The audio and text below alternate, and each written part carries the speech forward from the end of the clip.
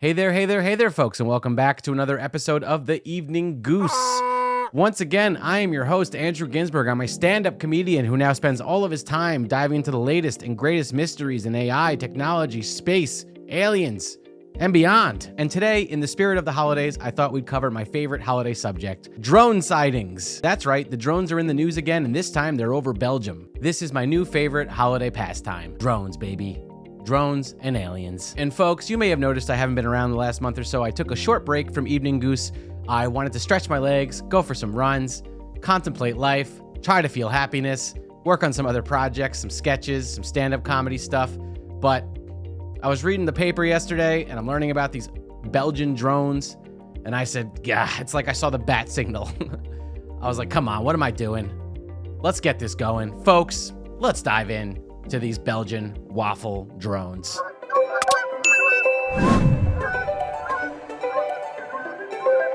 Over the last several days, Belgian authorities reported multiple sightings of large, silent aerial objects flying at night, hovering for long periods, lingerers, displaying coordinated movements, and of course appearing in restricted airspace over nuclear infrastructure. Local Belgian police, whatever they do, they were logging all the reports, but saying, hey, it's no big deal, nothing to see here. And the Air Force radar had registered something, but not enough to classify. I guess that's cool. Governments are just like, you know, there's just some random thing in our airspace, but we don't know what it is, so good night. Now, the Belgian officials have openly said, these are not ours.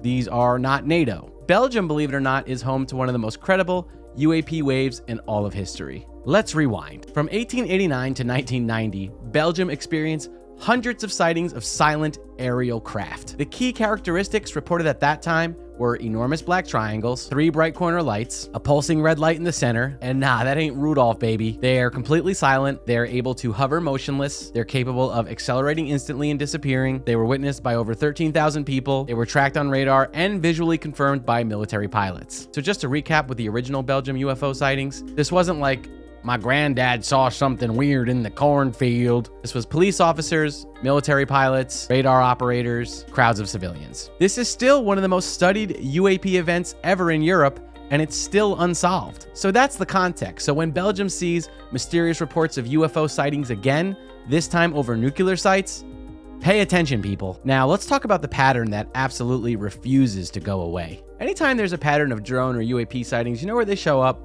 Over nuclear sites. Most major UAP encounters have occurred near Los Alamos National Laboratory, AFB missile silos, the 2019 California Navy warship swarms, 1975 to 80s missile shutdown incidents, and other sites in Finland, Sweden, Fukushima, and of course, Turkey Point in Florida. Oh, not to mention all the weird silos and such in New Jersey. This is a global, cross-decade, cross-government trend. There are U.S. Air Force officers that have testified under oath that UAPs powered down nuclear weapons in the 1960s and 70s. Whatever these things are, they are extremely, extremely interested in nuclear sites, nuclear power, nuclear weapons, nuclear research, nuclear accidents, nuclear storage. And that brings us to my home state of New Jersey. Around this same time last year, New Jersey had a series of drone sightings that were exactly like the ones happening in Belgium right now. Same thing, large, glowing, weird craft, silent, hovering over the turnpike, freaking out the neighbors, flying in formation. I think like the governor said something about it, the FAA talked about it, and that whole thing just kind of went away.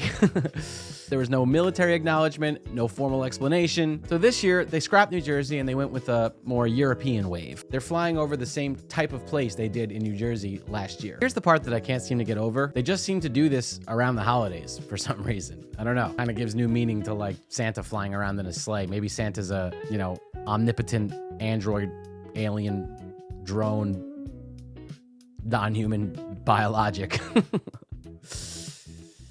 Tell that to your kids. New Jersey happened in December. Belgium is happening now, and I assume will crawl into December. The 2019 Navy warship swarms, they happened during Christmas all the way through New Year's. Even the 1989 Belgium triangle wave started right before the Christmas markets at the end of November. And I guess if I were a non-human intelligence observing humans with mysterious drones, the holidays would be a nice time to do it. You'd be like, hey, look, this is the one time of year where people seem like they're kind of in a good mood.